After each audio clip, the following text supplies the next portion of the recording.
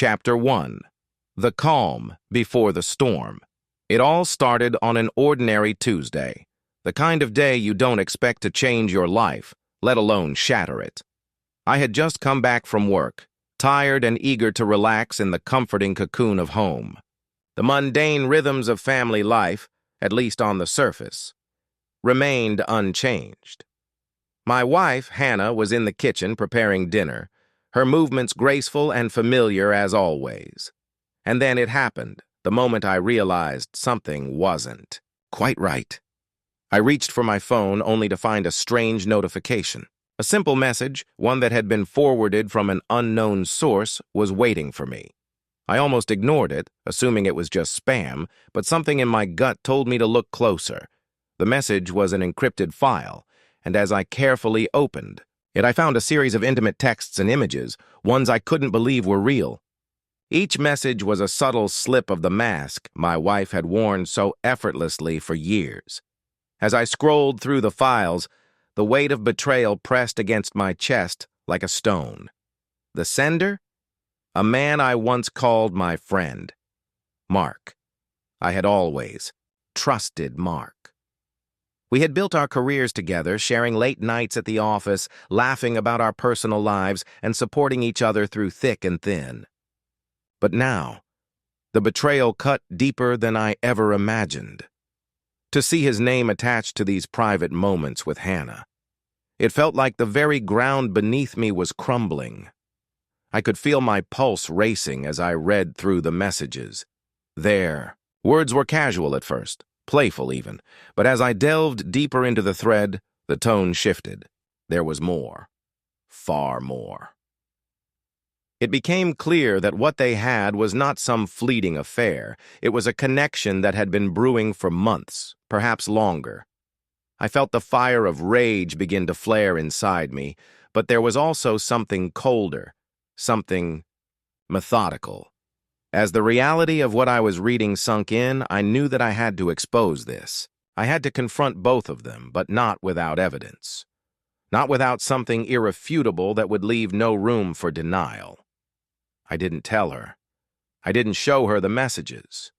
Not yet. I watched her from the corner of the kitchen, her back, turned to me as she hummed a tune under her breath, so unaware of the storm that was about to tear through our lives. How could she look so peaceful, so content, when she had hidden this secret behind closed doors?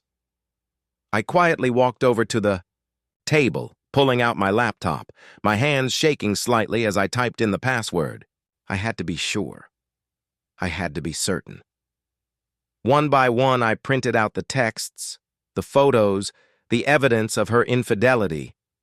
Each page was a stab to my heart, but I knew it was necessary. I needed to hold the truth in my hands, something concrete, something undeniable. As the printer hummed to life, I stared at the growing pile of paper. I couldn't look away, couldn't stop myself from obsessing over every word, every image. It was as though the printer was exposing not just the affair, but also the cracks in the life I thought I had built. Pieces of the past that no longer made sense. There were so many questions I wanted to ask, but not yet.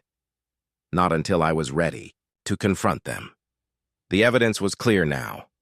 I had what I needed. Chapter 2. Confrontation. The silence in the house that evening was deafening. Hannah had set the table, serving dinner with a smile that seemed strangely distant. She didn't seem to notice the shift in my demeanor, or maybe she was hoping I wouldn't. I couldn't bring myself to speak as we ate. Each bite felt like sand in my mouth, heavy and unyielding. I could barely stomach the idea of sitting across from her, knowing what I now knew. After dinner, I walked to the living room, where the pile of printed messages sat, waiting for me. My heart raced as I sifted through the papers, each page burning with the weight of their secret. The glow of the lamp above cast long shadows, and for the first time in years the house felt cold. "Hannah," I said, my voice strained but calm, "we need to talk." She looked up from her phone, her expression confused. "What about?" I stood up, walking over to the table where I had laid out the pages, spreading them out like a grim confession. Her eyes flickered to the papers, and the color drained from her face. "Hannah," I repeated, my voice rising slightly. "Explain these. Explain how you've been sending these messages to Mark. Tell me how this happened." Her face shifted, pale, panicked, and suddenly very fragile. She opened her mouth, but no words came out at first. I waited, the silence between us stretching, suffocating. "Ryan," she whispered, her voice shaking. I never meant for this to happen. It just did." "Just happened." My voice broke, and the raw hurt in my chest surged to the surface. "How long, Hannah? How long has this been going on?" Chapter 4. The Aftermath. The days following the confrontation were a blur, empty spaces filled with silence, the kind that rattles the soul. The house that once held warmth, laughter, and the everyday rhythm of family life now felt like a mausoleum of broken promises. Every corner I turned, I was reminded of the life I thought I had, the life that seemed so perfect, so unshakable until everything crumbled. I couldn't look at her the same way anymore. Hannah's eyes were red-rimmed from her tears, but there was something else in them now, an emptiness that mirrored my own. For the first time, I saw her vulnerability, but it did nothing to heal the rift between us. It only deepened the chasm, widening the gap where trust once existed. I could feel the anger inside me, seeping into every moment, curling in the pit of my stomach like a restless fire. I hadn't let it out fully yet. Not when she'd apologized, not when she'd begged for forgiveness. She had fallen to her knees, her hands trembling as she tried to reach me, but I had recoiled. There was a part of me that wanted to hear her, beg, to feel her desperation, but the larger part knew I couldn't stand to hear it anymore. Her words felt hollow, and the more she spoke, the further she pushed me away. I'd printed the messages, the evidence, the undeniable betrayal. It had been a visceral experience, holding the truth in my hands, seeing it on paper. But now, those pages felt like a heavy burden I couldn't shake. They haunted me, taunted me with their undeniable presence. I couldn't even bear to look at them anymore, but I couldn't bring myself to get rid of them either. The following morning, I stood at the kitchen counter, staring blankly at the coffee machine. The sound of the drip, drip, drip of the coffee was strangely comforting, yet maddening at the same time. I had always enjoyed this ritual, the quiet moments before the day began. But now, it felt like a cruel mockery. Each cup, each sip, only brought me closer to a decision I hadn't fully made yet. Do I stay? I asked myself. But the question felt ridiculous. How could I stay? How could I ever look at her the same way? And yet, as I wrestled with the idea, a small, insidious thought crept in. What about our daughter? Abby, my sweet little girl. She was only 6, too young to understand the depths of adult betrayal, too innocent to know what had happened between her mother and my so-called best friend. I couldn't bring myself to destroy her world too, not when she was already so fragile. But what kind of example was I setting for her by staying in a marriage where love and trust no longer existed? As the days wore on, Hannah's presence became a constant ache, like a wound that wouldn't heal. She continued to apologize, continued to promise that she would do anything to make things right. But the more she begged, the more I realized that her actions spoke louder than her words. I had seen the messages. I had seen the photos. There was no coming back from that. We spoke in short, fractured sentences. Nothing felt whole anymore.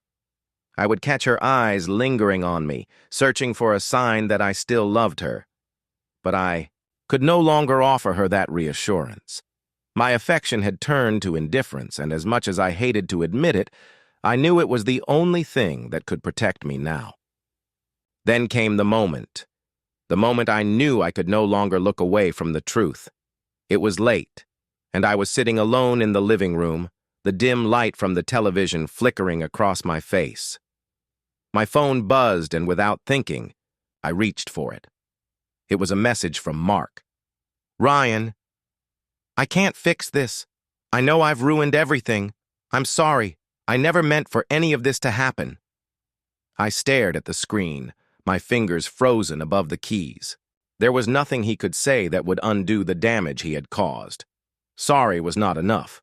Sorry didn't erase the moments I'd lost, the trust I'd placed in both him and her, now shattered into 1,000 irreparable pieces. And yet, something tugged at me, something that made my chest tighten in a way I couldn't quite explain. It wasn't forgiveness. It wasn't even sympathy. It was the realization that nothing would ever be the same again. The relationships I had known and built were crumbling around me, and no apology, no matter how sincere, could undo that fact. The following days were spent in a haze of decisions, some big, some small, but all equally weighty. I found myself asking, what now? For Hannah, for Mark, for Abby, and for myself. Should I confront Mark in person? Should I cut ties completely and never speak to him again? Should I confront Hannah, demand more answers, or simply let the silence consume us until we were nothing more than strangers? There was no clear answer. The world around me seemed to have grown quieter, and I knew that whatever path I chose, it would lead to a future that was unrecognizable. Chapter 5. The Shattering and the Rebuilding. The days stretched on, heavy and endless, like a thick fog that refused to lift. It felt as though time had slowed down. Every moment felt suspended, a suspended breath I could not exhale. The house had become a place where I simply existed, no longer home, no longer familiar. It was just a place where I went through the motions. Abby's laughter had always been the heartbeat of the house, but now even her voice seemed muted, like it too had been tainted by the lingering tension. I couldn't bear to watch her as she bounded through the rooms, her innocence untouched, while the very foundation of the life I had built crumbled in front of her, unbeknownst to her, but still affecting her. I had tried to be present for her, to maintain some semblance of normalcy, but how could I? I was hollow, a shell of the man I once was. And no matter how hard I tried to smile when she looked at me with those innocent eyes, no matter how much I tried to be the father she deserved, I couldn't stop the gnawing emptiness in my chest. It was as if the betrayal had taken root deep inside me, like a thorn I couldn't remove. The silence between Hannah and me had become suffocating. She spent most of her time trying to appease me, offering me apologies wrapped in tears, but every word felt like another brick in the wall that was growing higher between us. There were no longer any shared glances, no quiet conversations in the kitchen or moments of laughter in the living room. There was only the oppressive, undeniable fact that everything had changed. "Why did you do it?" I had asked her once, my voice barely above a whisper, the words tumbling out like stones. She had begged for forgiveness, said that she had made a mistake, that she was lost in a moment of weakness. But there was no satisfying answer. There was no reason that could fill the hole inside me, no explanation that would untangle the knot of betrayal that had lodged itself in my throat. And yet, as I stood there in the quiet aftermath, watching her plead with me in a voice that broke and cracked under the weight of her regret, something else lingered in the air. Trust, I thought. What happened to trust? I had spent years building a life with her, a life that had been defined by shared dreams and quiet promises. Our history was woven together in such a way that I couldn't untangle it. There had been love there once. There had been a bond forged in the quiet moments between the chaos of life. But now, as I watched her beg, as I heard her words of contrition, I wondered if that love had ever been enough, if it had ever been real. That night, as the moonlight poured in through the windows and the house lay still, I couldn't sleep. I tossed and turned, the betrayal replaying in my mind in an endless loop. It was as if every corner of my mind was consumed by it. The sound of my phone buzzing that night, the images of the secret messages, the slow, quiet unraveling of everything I had known. It was a storm that raged inside me, one I could not quiet, one I could not ignore. I knew I had to make a decision, but I couldn't bring myself to take the first step. Every choice I made seemed like it would lead to more pain, more loss. How do I rebuild from this? My thoughts turned to Mark, the man who had been my closest friend for years. I had trusted him, had even leaned on him during difficult times, moments when I couldn't carry the weight of it all myself. And he had taken that trust and shattered it without a second thought. What kind of person does that? I couldn't escape the rage, the betrayal I felt from him, the sharp edges of the knowledge that he had not only crossed a line, but had been the one to start the fire that had consumed everything. And yet there was something else simmering beneath my anger. Why did I let him in? He had been there when I was vulnerable, when I had shared parts of myself that I had never shared with anyone else. He knew my weaknesses, my insecurities. How could I have been so blind? Hannah's soft knock on the door pulled me from my thoughts. Her voice was small, barely audible through the thick walls I had erected between us. "Ryan," she began, hesitating. "Please, I don't want to lose you." Her words fell on deaf ears. I couldn't bear to look at her, not because I didn't feel anything, no, I felt too much, but because the hurt was still too fresh, too raw. I had never expected this. Never in my wildest dreams had I imagined the woman I loved, the woman I had built my life with, would betray me in such a way. I turned away from the door, my hands gripping the edge of the bed frame. How could I trust her again? I wanted to tell her that things couldn't go back to how they were. I wanted to scream that we had to end this, to let go, to move on, but my voice felt strangled in my throat. She had crossed a line, and I had seen it. Chapter 6. The Tangled Web of Betrayal. The air between Mark and me had become thick with tension. He hadn't reached out, hadn't tried to apologize.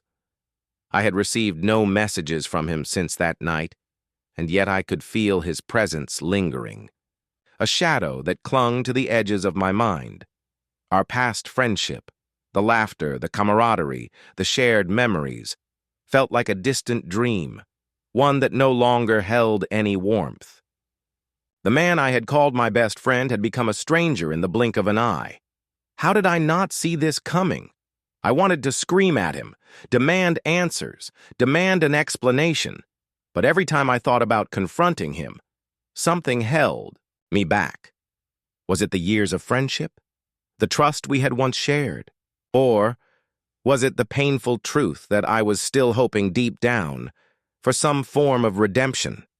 For him to say something, anything, that would make this betrayal make sense. But nothing could undo the damage. The messages between him and Hannah, the late-night conversations, the flirty exchanges, they had been there, printed, laid bare for me to see. There was no mistaking it. I had caught them. Together, in the most intimate way, without a shred of remorse. They were complicit. I decided to confront him, whether I was ready or not. The weight of the decision felt unbearable, like lifting an entire mountain. But I couldn't let this fester any longer. I had to look him in the eyes, demand the answers that had been denied to me for far too long. I dialed his number, my thumb hovering over the call button for longer than I cared to admit. My heart was racing, my thoughts a blur. This was it. There was no turning back. The phone rang once, twice. Then on the third it was picked up. "Ryan?" His voice was different, detached. There was a coolness in it that made my stomach twist. "I need to see you." My voice was steady, but inside my pulse was erratic. "Now." There was a long pause. He knew exactly why I was calling, but still, it felt like he was calculating his next words. "Sure, I'll be there in 30, he said before hanging up. I didn't bother to clean up or tidy the house. There was no point. The mess was symbolic now, a reflection of the wreckage inside me. When I heard the knock on the door, my breath hitched. It wasn't just a knock, it was a summons, a collision of everything that had led to this moment. I opened the door, and there he stood, tall and composed. Mark had always been the one who exuded confidence, who could speak with such ease, such charm. But now he was different, his posture rigid, his eyes avoiding mine, as though he couldn't meet my gaze. "Come in," I said, stepping aside. My voice was colder than I intended. He entered, and for a moment we just stood there in silence. The tension between us was suffocating, thick like smoke. Neither of us knew where to begin. "Ryan," he started, then faltered, unsure. "I didn't want it to end like this." "Then why did you let it?" The question hung in the air, sharp and accusing. "Why did you betray me?" I saw his jaw tighten. He swallowed hard. "I made a mistake," he said, his voice low, almost pleading. "It wasn't supposed to happen like this." "Don't give me that," I snapped, my anger flaring. "You didn't make a mistake, Mark. You chose this. You chose to cross that line. You chose to hurt me." His eyes darted away, and for a brief moment, I saw something in them, guilt, regret, but it wasn't enough. It would never be enough. "I know," he said, his voice barely above a whisper. "I'm sorry, Ryan. I don't expect you to forgive me. But I need you to know it was never about you. It was—" "Don't," I interrupted, my heart pounding. "You don't get to make excuses. Don't try to explain it away.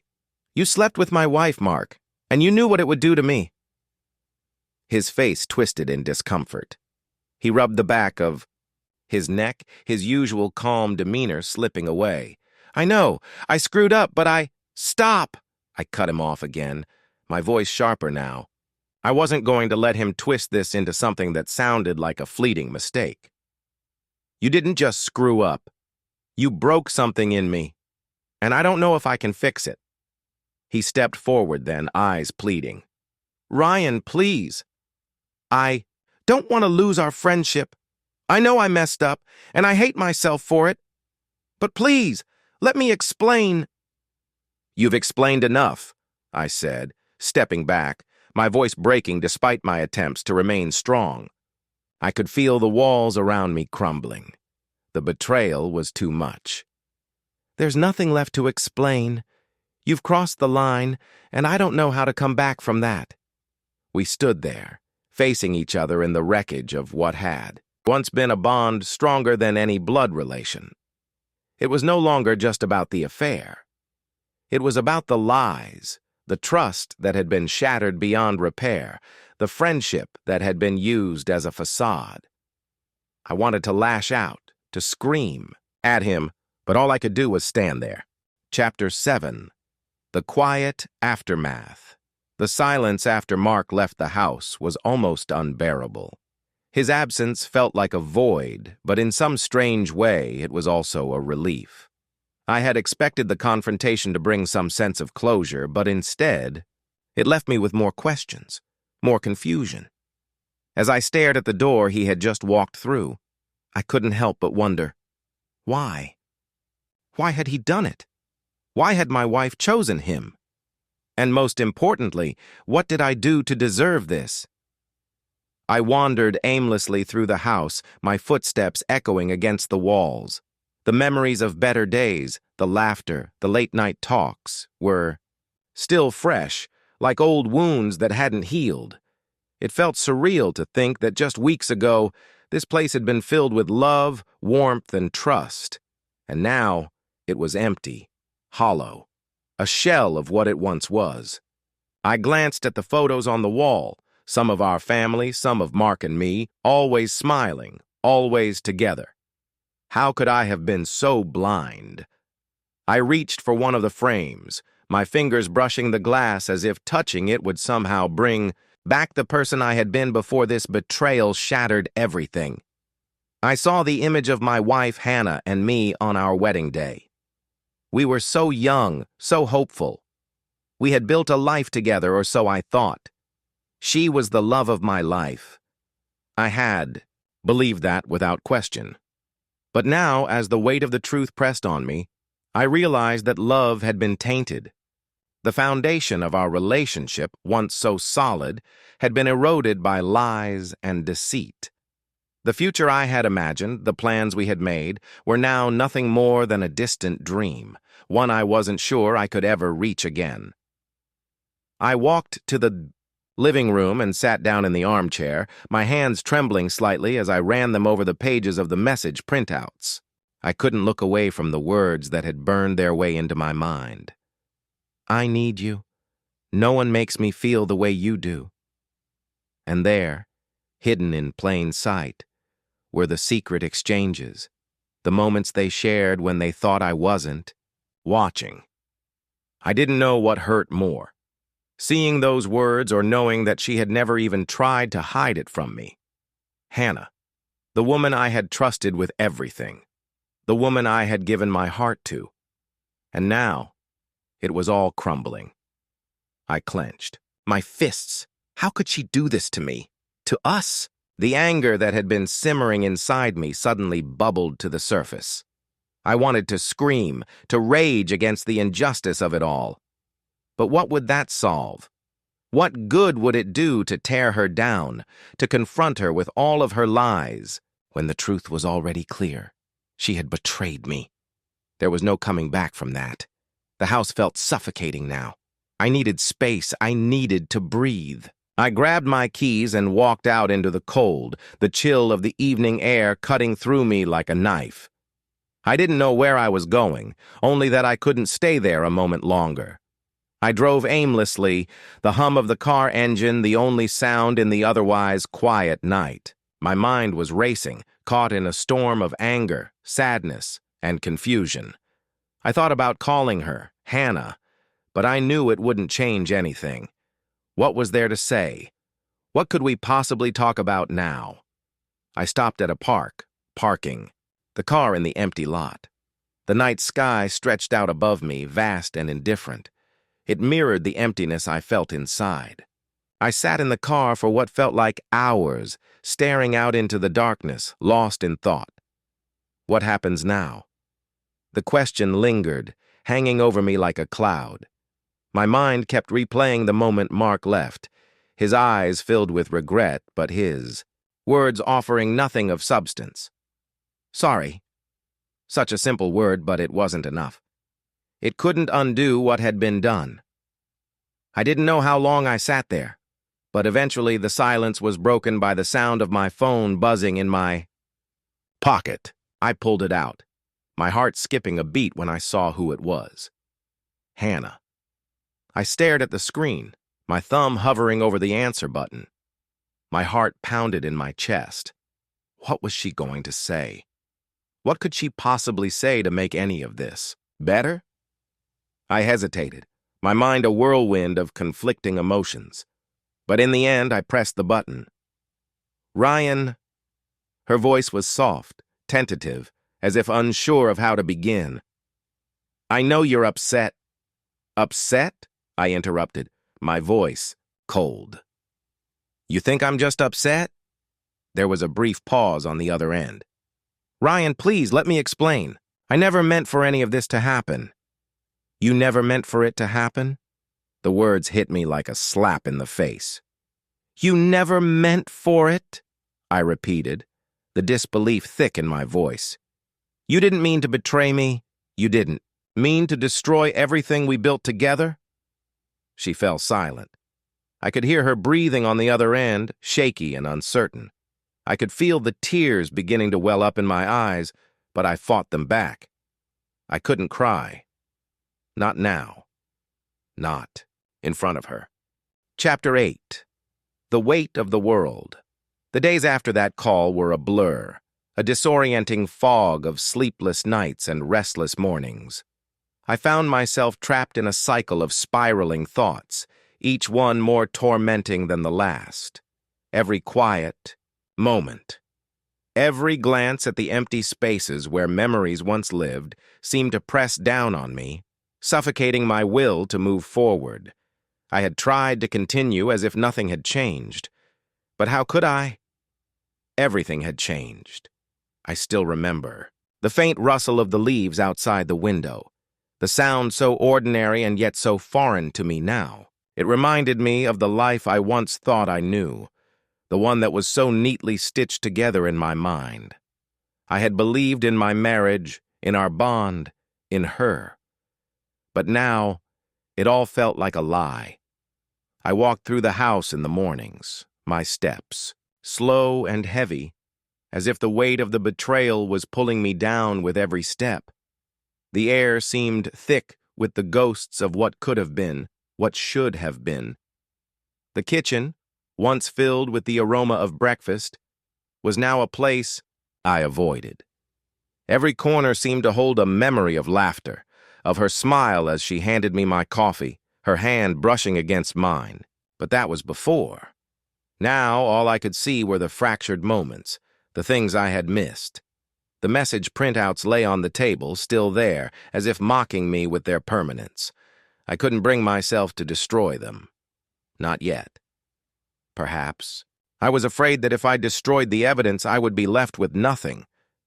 But the truth was already there, burned into my mind like an indelible mark. I spent hours on the couch, my phone in my hand, the screen filled with the texts that had once seemed so insignificant, so harmless. I replayed each message in my mind, trying to decipher them, searching for any clue, any explanation that might make sense of the madness. One message stood out to me more than the rest. I love you, but I can't leave him.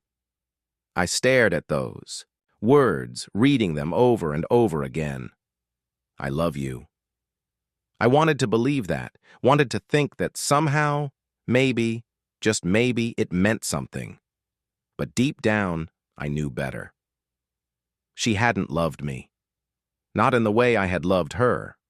The thought made my chest tighten, and I could feel the anger rise in me once again.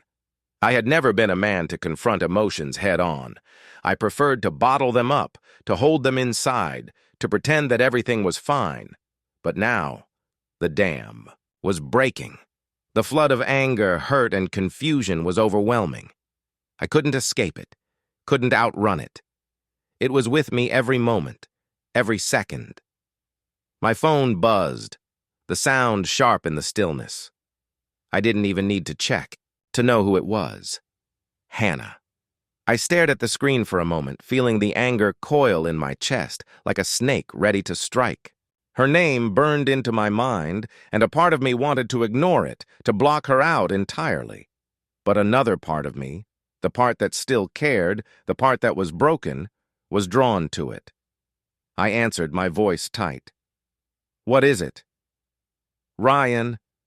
Please, she began, her voice strained. Can we talk?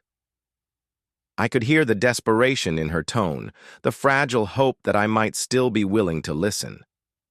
But how could I? How could I listen to her after everything she had done? I don't think there's anything left to say, I replied, cutting her off. What more do you want from me, Hannah? You've already taken everything. There was a long silence on the other end, and I could hear her struggling to find the words. Please don't say that. I never wanted to hurt you. I just what? I interjected, my voice trembling with the force of my emotions. What exactly was it that you wanted, Hannah? Was it worth it? Was it worth losing everything for him? Her voice cracked, and I felt a sharp pang of something I couldn't quite define. Regret? Guilt? Or perhaps it was simply that small flicker of empathy that still lingered inside me, no matter how hard I tried to bury it. I never meant for it to go this far, she said softly, her words hanging in the air like a fragile thread. But I can't change what's happened. I can only ask for your forgiveness. Forgiveness. The word hung in the air, almost mocking me. I wanted to scream at her, to ask her how she could expect forgiveness after what she had done. But there was a voice, deep inside me, that told me not to react, not to lash out. Stay calm, stay in control. I don't know if I can ever forgive you, I said, my voice steady but cold. Not for this, not for what you did. There was another long pause, and then she whispered, I'm so sorry. I didn't respond. There was nothing left to say. The truth was out. The damage was done. I hung up the phone, the weight of the conversation settling over me like a dark cloud. My chest felt tight, like I couldn't breathe. Chapter 9. Unraveling Threads. The days that followed felt like a slow burn. Time seemed to stretch and bend, dragging me through each hour, each minute, as if I were caught in an endless loop. The house, once a sanctuary, now felt like a prison, a odd place filled with the weight of unspoken truths, of promises shattered beyond recognition. I could no longer walk through the rooms without seeing her, Hannah, in every corner. I saw her in the empty spaces, in the abandoned moments we once shared. It was as if she had left not just physically, but had left a piece of her behind in every wall, every object we had once touched together. Even the way the light filtered through the windows seemed different now. Colder. Distant. It was as though the house itself had lost its warmth, its life. I couldn't bring myself to look at the printouts anymore. At first I had pored over them, dissecting each message, trying to understand the intricate web she had woven.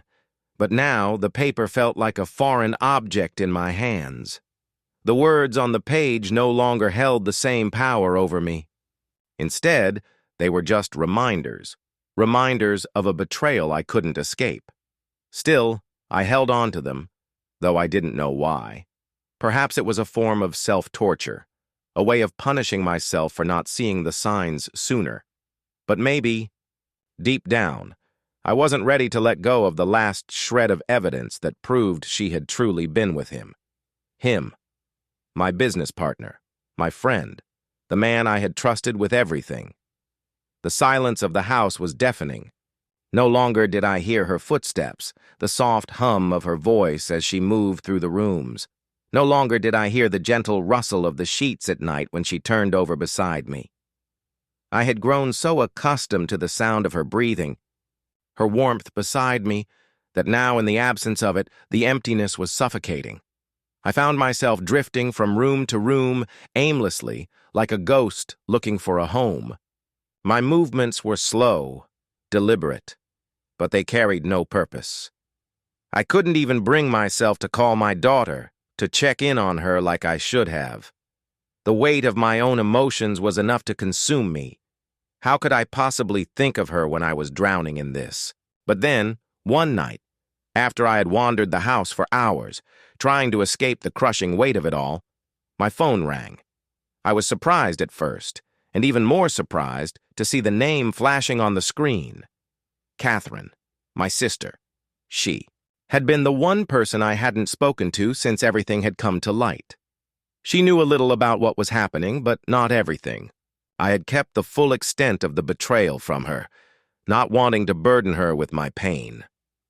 But now it seemed she had reached her breaking point. I answered the phone, my voice thick with emotion I hadn't even realized I was carrying. "Hey, you're avoiding me, Ryan." Her voice was soft, but there was a firmness beneath it. "I've tried calling you for days. Why won't you talk to me?" I could hear the concern in her tone, the way she was treading carefully, not wanting to push too hard, but I couldn't do it. I couldn't keep pretending that everything was fine when it wasn't. I don't know what to say," I replied, my words coming out more broken than I intended. "There's nothing left to talk about." She sighed on the other end of the line. "You can't shut everyone out, Ryan. You can't shut me out." "I'm fine," I lied, though the word tasted bitter on my tongue. Really, I just need time. That's bullshit. She didn't mince words, and I was grateful for it. You need to talk about this. You can't carry it by yourself. You don't have to. I closed my eyes, fighting the emotions that threatened to rise. I don't even know who I am anymore, I muttered, the truth slipping out before I could stop it. Catherine was quiet for a moment, processing what I'd said. And then, softly, "You're still Ryan. You're still my brother. And you don't have to go through this alone. Not now. Not ever." In the days that followed, I allowed myself to lean on Catherine more than I ever had before. She was there for me in ways I hadn't expected, patient, understanding, and unrelenting in her support. I needed it more than I could admit. But even as her words brought me some comfort, I couldn't shake the emptiness that clung to me. There were moments when I wondered if I would ever be able to forgive Hannah. The pain was still raw, the betrayal still fresh. I knew, deep down, that forgiveness wasn't something that would come easily. But part of me couldn't help but wonder. Should I even try? It was late one evening when I finally did it. I went into the office, sat at my desk, and pulled the printouts from the drawer. I had been avoiding them for days, but I knew it was time. Time to face the truth. No matter how painful it might be. As I sifted through the messages, my heart twisted with each word. But then, something changed. Chapter 10. The Fire of Vengeance. I spent the following weeks in a strange, liminal space, drifting between the past and the future, unsure of what came next. I was consumed by thoughts of betrayal, Hannah and Luke, but also by something darker, something that stirred deep within me. I couldn't help it. The part of me that had always been calm, level-headed, started to feel something different now. I was no longer just the victim. I wasn't the one who had been wronged simply to suffer in silence. I had been wronged, and now my anger needed a voice. Revenge. It had crept up on me at first, like a shadow in the periphery of my thoughts. But now, it was unavoidable. It was more than a whisper in my mind. It was a roaring crescendo that demanded action. For weeks, I had told myself that I was too far removed from the person I once was to go down such a path. I had been better than this. But something had snapped inside me. The moment I learned of the affair, when the words on those pages had flooded my mind like venomous bile, I knew my sense of justice demanded more than forgiveness. I wanted to break them, to see them feel even a fraction of what I had felt. I sat alone in my office late one night, the moonlight casting cold beams across the room. My desk was cluttered with work that I had long since abandoned. But my mind was consumed by other matters. I reached for my phone, fingers trembling slightly as I unlocked it. I hesitated before scrolling through my contacts. Luke. I had no doubt he thought he had gotten away with it, that his smooth-talking ways had made everything okay. But I was done with his lies. I wasn't going to let him walk away untouched. A deep breath. I typed a message to him, each word deliberate, crafted to keep him on edge, to make him second-guess everything. We need to talk. Tomorrow, 10 p.m. I'll be waiting. I didn't hear from him for the rest of the night. But that didn't matter. I knew his arrogance. He would show up. It was in his nature. He believed he was untouchable. The next night, I sat in my darkened office watching. The clock ticked down to the appointed time. My hands were clammy, but my resolve was steady. This wasn't just about revenge. It was about reclaiming control, about reminding myself that I wasn't a passive character in my own life. For too long, I had let them dictate the narrative. But now, the story was mine to write. At 10 p.m. sharp, I heard the distinct sound of footsteps approaching the door. The knob turned, and I didn't flinch. Luke stepped inside, his tall frame silhouetted against the hallway light. He was dressed casually, a smirk playing at the edges of his lips. "Ryan," he greeted, his voice smooth, confident. "You wanted to talk?" I stared at him in silence for a moment, my gaze unwavering. The smirk faltered just a fraction as he took a step closer. "What's this about?" he asked, still trying to hold on to the upper hand. I leaned forward, resting my elbows on the desk, my voice calm but laced with something darker, something he wouldn't understand until it was too late. "You know exactly what this is about, Luke." His smile returned, but it was strained now. He had that look, like he was trying to regain control of the situation. "I don't know what you're talking about, man. If you're still upset about—" "Shut up." My voice was low, cold. He paused, and I could see the wheels turning in his head. What had he done? What had he gotten himself into? I stood, pacing toward the window, letting the silence stretch between us, each second thickening with tension. Then I spoke again, my words like daggers. "You think I didn't know? That I wouldn't find out? You really thought I wouldn't? See the messages, the secret plans, all those late-night calls you thought I never heard? You were right under my nose the entire time." Luke's eyes flickered with something. Fear? Regret? I couldn't quite place it, but it wasn't enough. Not yet. I had to let him stew in the knowledge of his actions. He needed to feel what I felt. "You know," I said, turning back toward him slowly, "I don't think you really grasp the situation, do you?" I took a step toward him, and his body tensed, the air around us thick with the unspoken tension. This wasn't just an affair. This was everything. My trust, my business, my marriage, my life, and you. I let out a low laugh. "You think you can just walk away from this scot-free?" Luke swallowed hard, his hands twitching as if he wanted to take a step back. But he didn't. Instead, he attempted his usual charm, his voice laced with false bravado. "You can't do anything, Ryan. You're not stupid enough to throw your life away over something like this." I tilted my head, considering him carefully. "You're right about one thing." My voice softened, turning almost sweet. "I'm not stupid." And that's when I made my move. Chapter 11. The second betrayal. I thought the first betrayal had hardened me, that the searing pain of Hannah's affair with Luke had cauterized something deep within me. I had spent months dismantling their lives in the wake of their deceit, rebuilding my own world brick by brick, only to discover that some wounds never fully heal. But I told myself I was stronger now, wiser, more resilient. I believed I'd learned to guard my heart.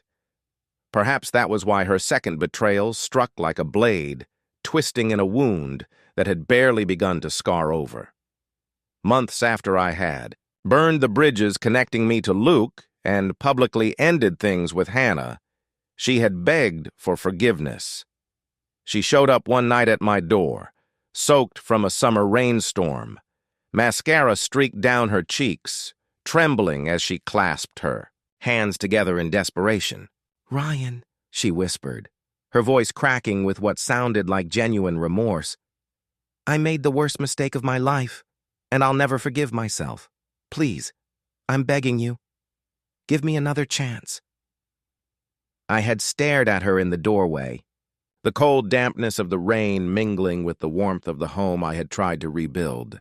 My instinct was to shut the door, to lock her out, as I had tried to lock out the pain. But her tears reminded me of the woman I once loved, the woman I had built a life with, the mother of my child. Against my better judgment, I let her in. For the next 6 months, we tried. Therapy, long conversations, quiet nights spent rebuilding the shards of trust she had shattered. I wasn't naive. I kept my guard up, wary of her every action, every lingering glance she gave her phone. But she seemed sincere, determined to prove that she had changed. And for a while, I let myself believe her. I watched her bond with our daughter, Emily, in ways that made my heart ache. The sight of them laughing together, Hannah reading bedtime. Stories with a tenderness I had once adored made me question if perhaps we could find a way forward.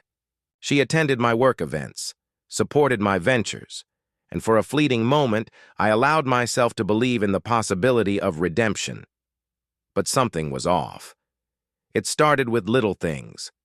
A text message she hid too quickly, unexplained. Absences that she dismissed with excuses that felt rehearsed.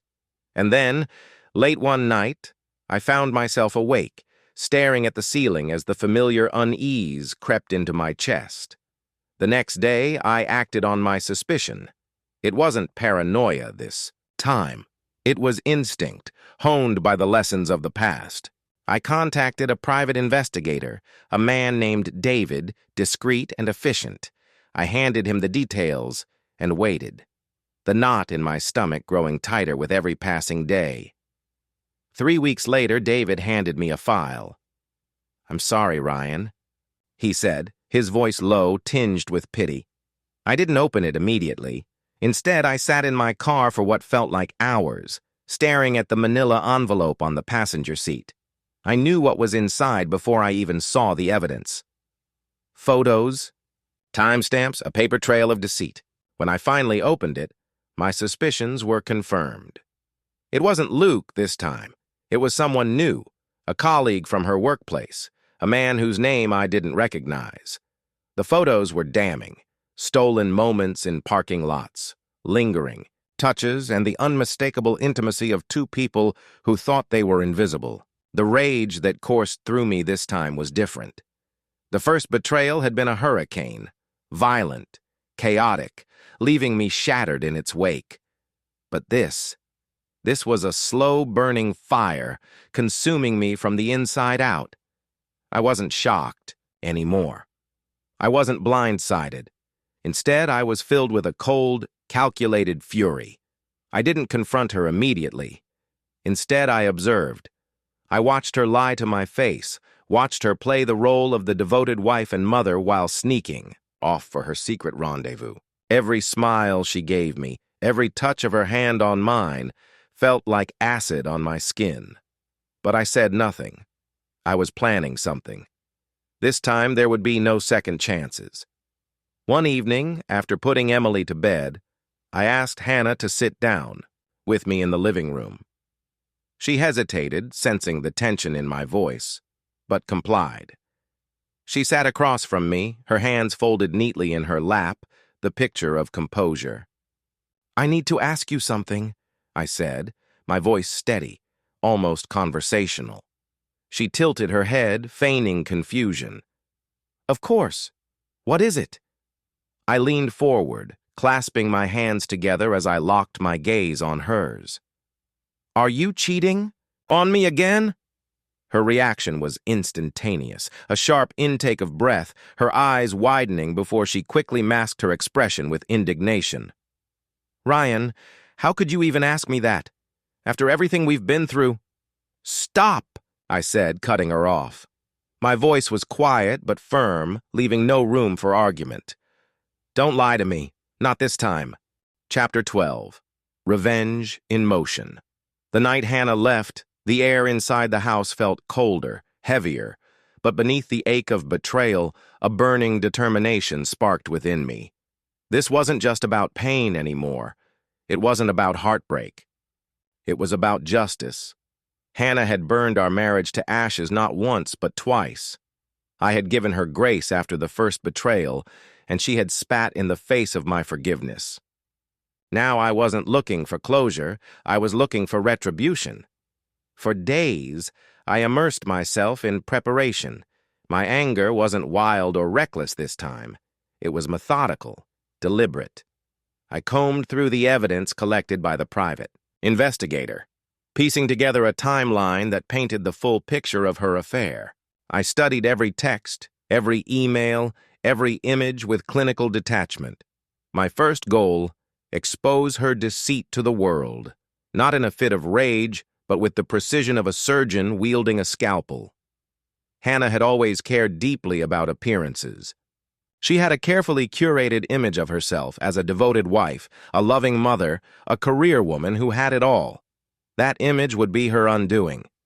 I began by compiling everything into a single damning document. It was meticulously organized, screenshots of her flirtatious texts, time-stamped photos of her clandestine meetings, and excerpts from emails that left no doubt about her infidelity. I included footnotes and annotations to clarify the timeline, for anyone who might doubt the authenticity. My next step was to prepare Emily for what was coming. She was too young to understand the complexities of betrayal, but she would notice the fallout. I sat her down one evening, keeping my voice calm and steady as I explained that her mother and I had to separate again. "But why?" she asked, her wide, innocent eyes brimming with confusion. "Because sometimes," I said gently, "people make choices that hurt others, and when that happens, we have to protect ourselves and the people we love." She didn't fully grasp the weight of my words, but she nodded, wrapping her little arms around my neck. In that moment, I vowed to shield her from as much of the chaos as I could. Once I was certain that Emily would be cared for, I turned my attention to the execution of my plan. The first phase was simple: social humiliation. I created an anonymous email account and sent the file to select individuals: Hannah's boss, her close friends, her family. The fallout was immediate. Her employer, a conservative firm that prided itself on integrity, called her in for a meeting the day after the email went out. She was suspended pending an internal review of her conduct, and though they didn't fire her outright, the damage to her reputation was irreversible. Her friends, many of whom had been vocal supporters of her reconciliation with me, were quick to distance themselves. I heard whispers through mutual acquaintances about how they had never suspected and how disappointed they were. Her parents, staunch traditionalists, were devastated. Her mother called me in tears, apologizing profusely for her daughter's behavior. Her father, a man of few words, left me a terse voicemail. "You did what you had to do. She's reaping what she's sown." The second phase of my plan was more personal, aimed directly at the man she had betrayed me with. His name was Anthony, a mid-level manager at her company. He was married with 2 children and by all accounts had been living a double life for months. I gathered what I had on him: photos, messages, receipts of their rendezvous, and sent it to his wife. I wasn't sure what to expect, but the response came swiftly. She called me the next day, her voice shaking with a mixture of anger and gratitude. "Thank you for telling me," she said. "I've suspected for a while, but I didn't have proof. Now I do." I heard later through mutual contacts that she had kicked him out of their home and filed for divorce. As the chaos unfolded, Hannah tried repeatedly to contact me. Her calls and messages ranged from angry to desperate, but I ignored them all. I wasn't interested in her explanations or apologies anymore. One evening, however, she showed up unannounced at the house, her face pale and tear-streaked. "Ryan," she pleaded, standing on the porch as rain poured down around her, "please, just talk to me." I opened the door just enough to look her in the eye. "You've said enough," I replied coldly, "and I've heard enough." She tried to step closer, but I held up a hand to stop her. "Hannah, you made your choices. Now you get to live with the consequences. Goodbye." I closed the door and locked it, her sobs muffled by the heavy wood.